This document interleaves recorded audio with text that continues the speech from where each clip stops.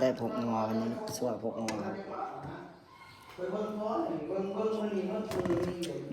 แจ๋วแจ๋วดี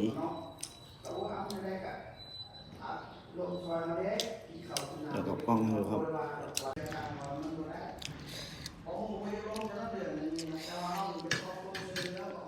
อันนี้สมผักเสียนนะครับสมผักเสียนครับต้นหอมอันนี้ผักแพรวครับใส่ผงน้องงัวครับ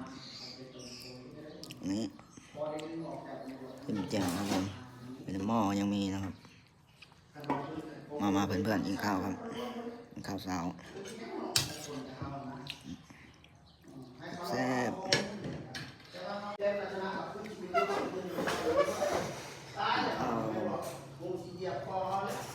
เอาห้องปิดจอออกมองให้ที่ลงเดินเหยียบตื่นแน่นอนมันนั้นเราเป็นคนบอกเรา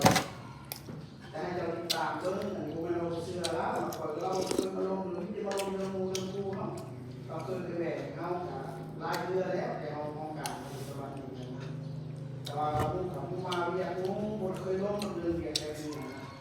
เรื่องเรียกธุรกิจเขาเนี่ยเขาเป็นพนักงานเรารู้เลยเรารู้แต่เราเอาว่ารูปแบบว่าเราดูแสงเราเป็นรูปแบบธุรกิจเขาเนาะนะเรื่องนี้นะเขาคันโบขับตัวเนี่ยเขาล้มมันเป็นกอขายเราตายนะ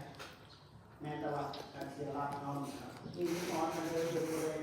บอกให้เราเป็นแต่ว่าเขาเป็นเราเขาไปตามสายเพื่อคลายรูเพื่อนเขาโบราณชีวิตที่ยมาที่สั่งเขาไม่บอกคือไปหาหมูของคนเรือซอยเราแดงเราคือตัดที่เราได้ถูกอ่านเราเองนะซอยคนนั้นมาเสียให้ออกไปพูดก่อนซอยว่ามันมีแต่ดูมันไปถึงมันมีวายสูงอย่าเป็นงานเป็นงานมีสองล้านทางเองเขามีแม่เราการทดสอบเหตุการณ์เราดูได้เราดูวันเดียวเราคิดเราเพิ่งผ่าใช้มือเกี่ยวกับในการทำงานทำรูปบอลเรือเนี่ย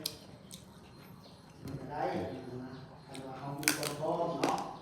คนเราอยู่ตลอดอาจจะเจ็บลมเจ็บปากยังอาจจะมันเป็นทางการมันก็ได้มันทุกนี้เขาไปอยู่ในใจกฎหมายแน่นอนฉะนั้นอาจจะ